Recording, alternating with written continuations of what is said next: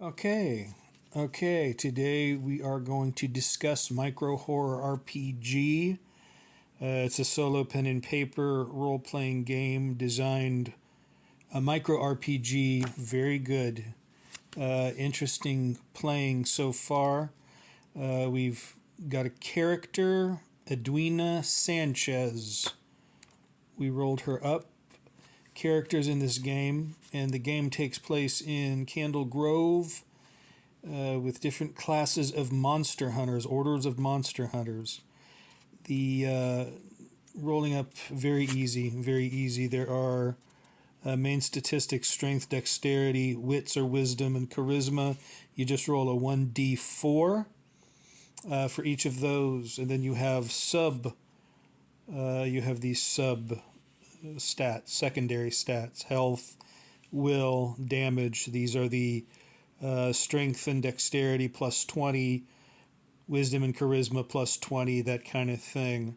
You roll a 1d6 to find the outcome, and you're trying to roll under. It's a roll under system. So if you have strength at 4, you're rolling a 1d6 to try to get under that strength statistic.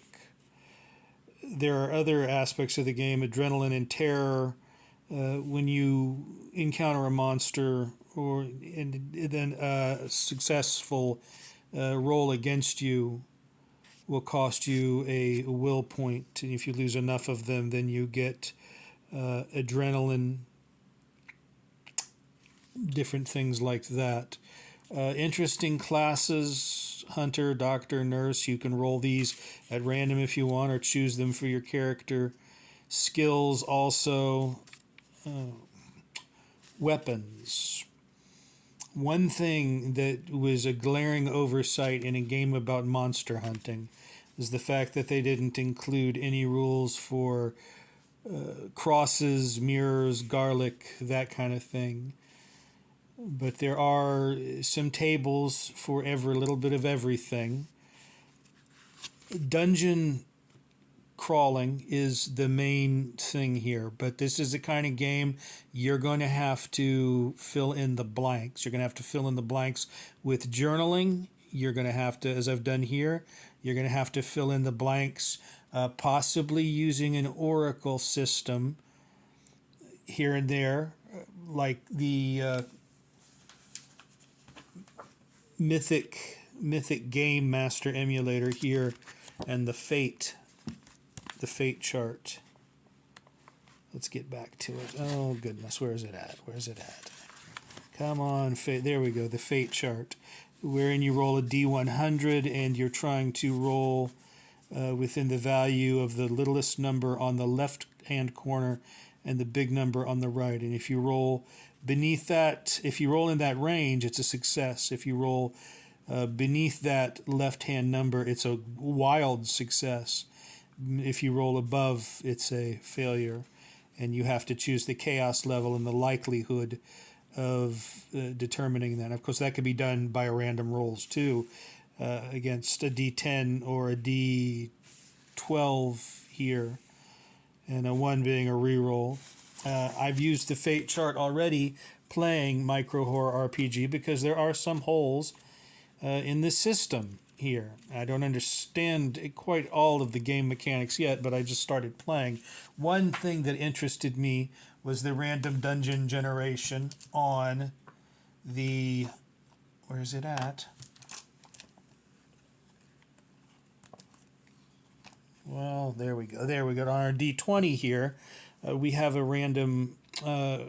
basically, you just roll the D20. That's how many squares in your graph are in your dungeon. If you've got 18, then you've got 18 squares.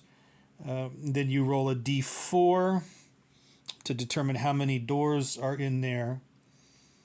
And then you roll to determine. There's a lot of rolling and there's a lot of tables in this, but it seems to be a really, really good game.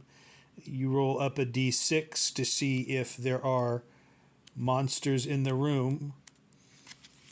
And I found, rolling on the various tables in back, I found the boss monster, the vampire here, and that was what I went into battle against. Combat is fairly easy too. It is just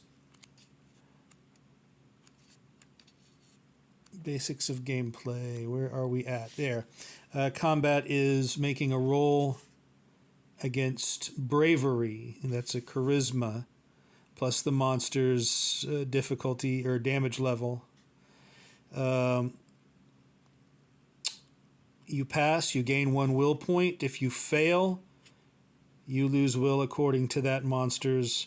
Now, there are things you're going to have to. There are things with Micro Horror RPG. Again, there are a lot of fill in the blanks type things, both with journaling, with using an oracle like the Mythic GM emulator, and basically just taking what you've got here as the basis of things, as the basis of your basic mechanics. We have here, here are the orders that, as you can see, very nice artwork here. The various orders, the Order of the Lone Wolf, which is what my character is. These are monster hunting orders. Order of the Hammer, Order of the Dagger. Order of the Hammer solves things through brute force. Order of the Dagger, stealth and subterfuge. Order of the Cross. Now, this is the only part of the game I really didn't like, and this is because I just didn't feel it appropriate or right for.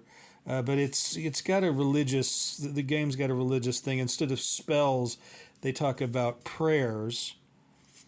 And Order of the Cross is a Christian monster hunters. Order of the Sun are occult monster hunters.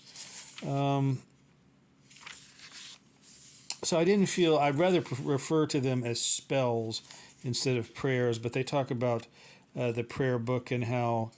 And then another thing also is the items and services, things such as having along with you a turkey sandwich for D8 health plus D8 health if you have one. Things like that. They thought of things like that, but they didn't include, silver bullets, crosses, mirrors, and that kind of thing. But that's not to criticize this, really. I mean, it is, in a sense, obviously, it's a review. And so far, I've really enjoyed playing this. This has been an interesting RPG, interesting tabletop solo RPG.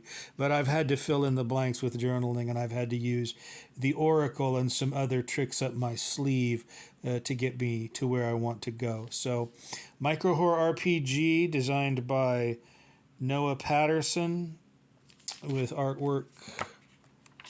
Let's see, cover art by. See if we can. Oh, it seems to be Ramon Lucha. Interior art by Dean Spencer, Bradley and McDevitt, Culhane Games, and Earl Greer. It's a very nicely designed little booklet, but there are a few holes in it, and there are a few things, again, that you're going to have to, if you choose to do it, play this game, there are a few things that you're going to have to fill in yourself. All right, thank you. You have a good morning. Bye-bye.